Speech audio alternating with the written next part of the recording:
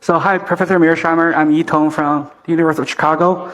The main difference between your view and Professor Yan is that China's behavior after becoming a regional hegemon, right? You argue that China, once it's free to roam, is going to behave similarly with the U.S., causing all the troubles in the Western Hemisphere. But Professor Yan believes if China follows a leadership-driven, a humane authority or Wangdao, the case will be different.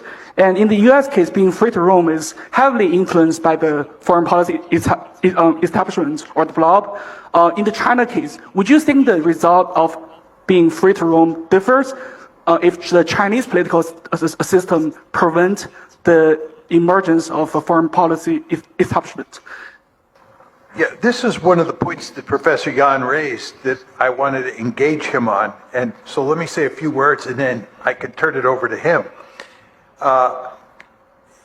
If you remember, he said that China, a powerful China, would not threaten the survival of the United States. And his point was that it would limit America's influence around the world.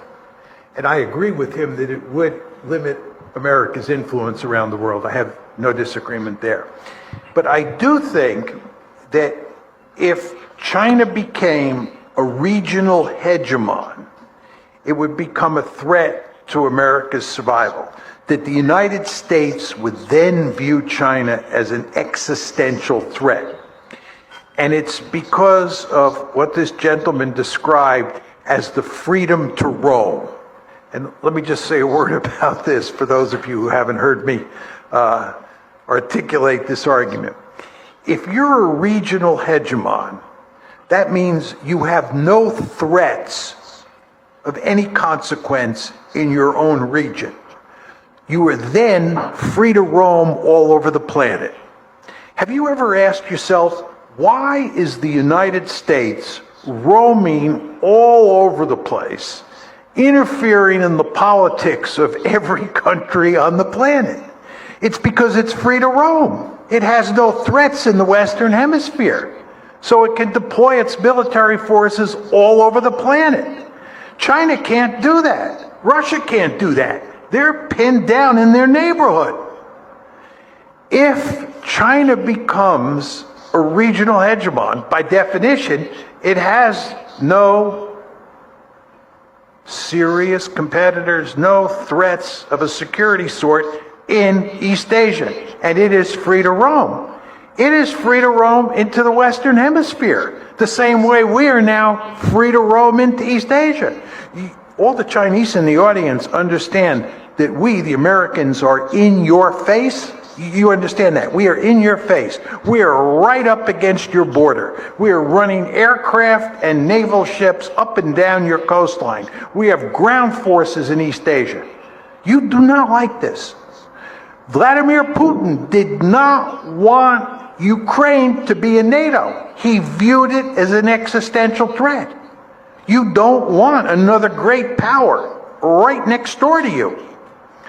Well, the United States does not want China to be so powerful that it's free to roam into the Western Hemisphere and maybe establish military bases in the Western Hemisphere the way we have established military bases in East Asia. You say this is impossible. You say that because you live in a world where China is not a regional hegemon. If China becomes a regional hegemon, it'll be a very different story. China, you know, is building a blue water navy. China is building power projection capability. China wants to roam all around the world. What is Belt and Road all about? What is this blue water navy all about? Now, I want to be clear. I do not blame the Chinese one bit, but you should understand that this scares the United States, the thought of China as a regional hegemon roaming into the Western Hemisphere. So that, I would say, is my argument to you on that very point. Okay, thank you. First, I think I agree with John on one point, is that for a rising power to be a global leadership, he really need to improve the relationship with its neighborhood. That's very important. That's why I frequently suggest that, and we should give the first priority to the relationship with our neighbors rather than the countries beyond our neighborhood. But I don't think the regional hegemon is the first, is a precondition for becoming the global dominant power.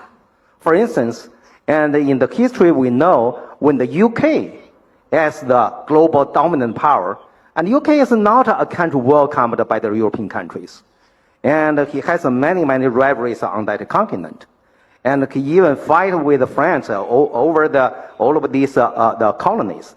So my understanding today, actually, China, the competition between China and the US is not what territories you can occupy, who can occupy more territories, who can control more territories, like the 19th century or the 18th century. Now the key issue is that who can provide more advanced, sophisticated, but cheaper digital technology to the world. And so then if you can provide that kind of products and technology to the world, and then you will have more followers because everyone's selfish for more economic benefit for their security. For their own national security, they need more cheaper and more sophisticated technologies. So in that way, come to the question about whether China will become the regional hegemon or not. I don't think China will become the regional hegemon because hegemon in Chinese is really a very negative term. It means you bully your neighbors, right? So actually in China, I think China should consider create or establish a friendship neighborhood and as the priority of his foreign policy. Okay. May I ask a question here? Because as Professor Yan just mentioned, in Chinese, hegemon or hegemony has quite different understanding compared with in the Western context. But here, do you agree with John that China want to dominate this region, want to push U.S. out of this region? Okay. Well, first, I think two questions. First is the definition about the hegemon. Actually, before Mengzi and the 300 BC, and hegemon, ba, in Chinese is not a negative term. It just refers to a kind of system of leadership. It had nothing to do with bad leadership or good leadership. But after Mengzi, when Mengzi said that the hegemon is bad, it looks good, but actually is bad in nature, and is based on power to bullying others, and ba becomes a negative term in China. I know even in the Western society, in the ancient time, the hegemon is a neutral term, and maybe even positive, refer to a kind of a system of leadership. But gradually, this concept becomes a negative term. For instance, and after the Cold War, and American scholars use a benign hegemon. What do you mean, benign hegemon? They know the hegemon is not good, but where a kind of hegemon is not that bad, so benign hegemon. Now recently, and even I think Harris used the term, and the U.S. will benign then, it's a hegemon, but it's a benign, something like that. So now from understanding, hegemon is already become a negative term and universally. Second come the question, and whether China want to push U.S. out of this region. I don't think China want to put U.S. out of this region. China really want to put U.S. military capability and to further distance from China's border. And now the U.S. military presence is too close, and they patrol along the China's border. That's for Chinese to feel, hey, you peer into my window every day. I cannot accept that. So China says, if you keep a comfortable distance, that's fine. So I think that's maybe that too much concern. China will push U.S. out of this region. No. And also China now still want U.S. investor as much as possible in China. And China do not want to resist America's economic influence in this region. And China needs the Americans' capital and for this country's economic development. So I think that it's a little bit simplified to pushing the U.S. out of this region. John have two fingers, right? Yeah. I would just say, I do believe that President Yan and almost all of the Chinese elites, despite what they say, are interested in making sure that China pushes the United States far away from East Asia. And number two, I believe they all want China to be, by far, the most powerful state in the region. They want it to dominate all its neighbors militarily. That doesn't mean they want to conquer them or coerce them to do X, Y, or Z. It just means that they want China to be very powerful. And again, they want the United States gone. I don't blame them one bit. But all I would say is that is completely consistent with my theory.